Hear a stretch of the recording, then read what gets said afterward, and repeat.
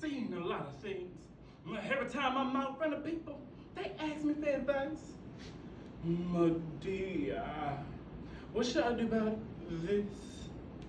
My dear, what should I do about that? I tell people I got problems of my own, but for some reason they keep asking and they seem to like to listen to the advice I've got to give. The first memory from my childhood was so beautiful. I was looking out the window, the leaves were changing, everything was golden brown. At that moment, I was sitting there thinking, wow, I am so very blessed to be on this earth. Just as I was getting ready to raise my hands and say, thank you, Jesus, my mama had slapped the hell out of me on the back of my head and said, you ain't finished washing dishes yet? Stop standing at that window and finish them damn dishes. We usually start cleaning the house around 3. And that day, we didn't have any remotes or vacuum cleaners. If you wanted all that stuff, you had children. So, that was my job. I was the automatic dishwasher. My brother, he was the lawnmower. And my sister was the remote control.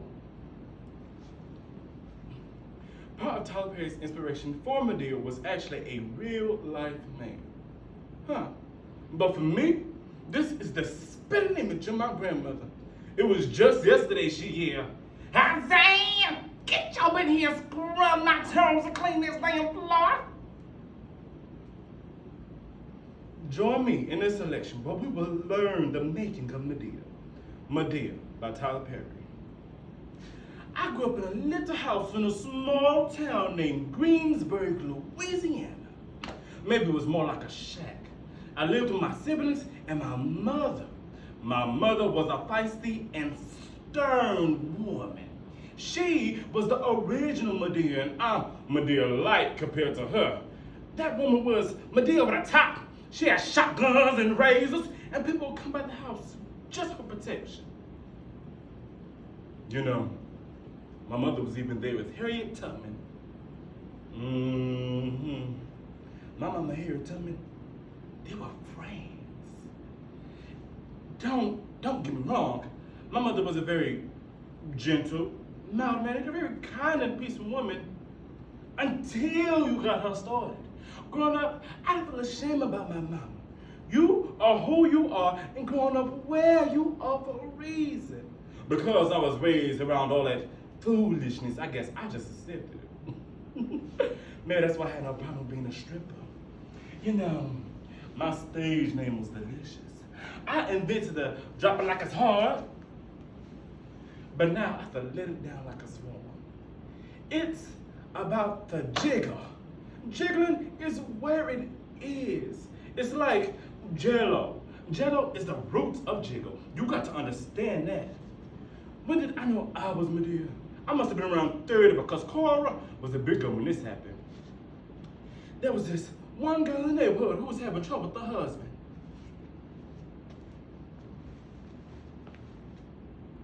I went over there, I beat the hell out of him.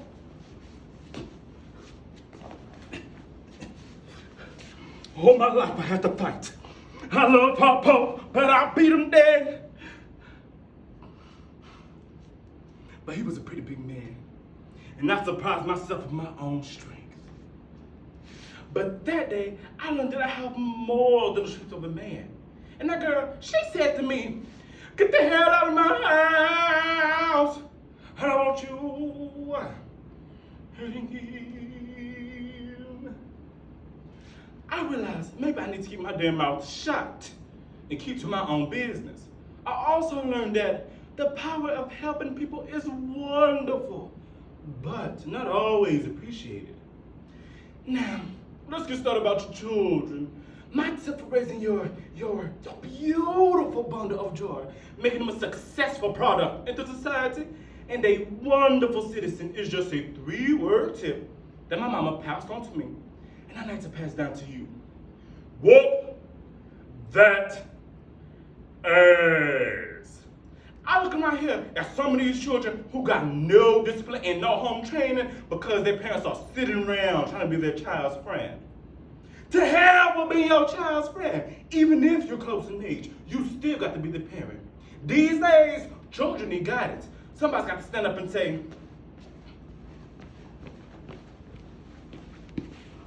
what the hell do you think you're doing?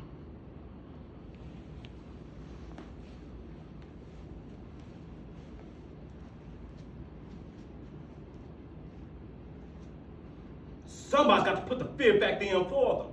My first whooping from my mama, I think I was 8 days old. I was crying about something. She popped the hell out of me, and I never cried since.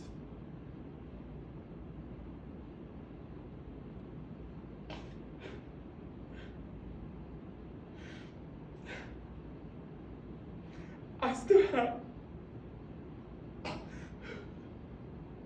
the bag of belts that was passed to me from my mama and her mama's mama.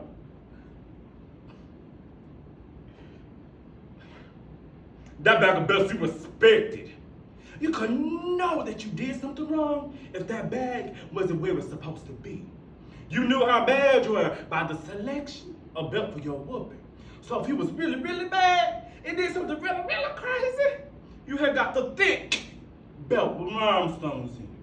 Now, I don't believe in child abuse. Let me make that perfectly clear. But I do believe in a child getting an ass whooping if something ain't right. I think it was Dr. Phil who said, negotiate with your children. If I'm negotiating with my child, what the hell do they have to negotiate with? I'm paying all the bills, making all the money, buying the food, putting the clothes on them. What does a child have as a bargaining chip? Just to behave, right? You are going to do what I say. When you turn 18 and go out on your own, then you can do whatever the hell you want. So please, take my advice. If you ain't set the rules in place by 0 to 5, you got hell to pay. Come 16, 17, 18 years old, you've already done messed up. There are 2 places you should have some peace in. One is in your house, and the other is in your grave. And since I'm not in a rush to get to the second one, it may as well be my house.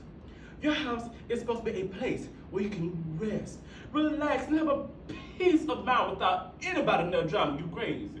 I don't understand how you can work all day, pay all your bills, do all that you have to do to walk through that door, but still have a whole bunch of hell break loose? That's crazy as hell. So I'm gonna give you some more tips how to make your home a peaceful home. Give it to your husband, children, family members, and friends to live by your damn self. That way, when you walk in, you be at peace. Nobody's bothering you. Nobody's screaming or yelling. Might be lonely after a while.